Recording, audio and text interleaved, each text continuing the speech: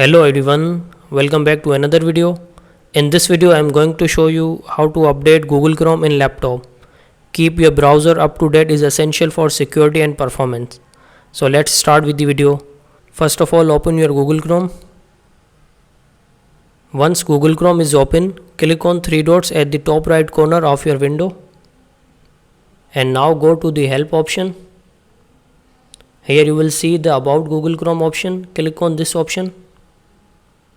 And here new tab will be open and Chrome will automatically check for any available updates and it will display the current version of Chrome you are using. It will also start downloading the updates if available. So here you can see the downloading has finished. So to update the Google Chrome, you have to click on the relaunch button to apply the update and restart the Google Chrome. So click on this relaunch button.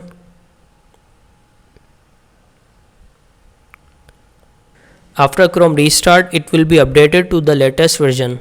So from here you can see Chrome is up to date. So guys, in this video we saw how to update Google Chrome in laptop. So if you find the video helpful, then don't forget to like and subscribe my YouTube channel.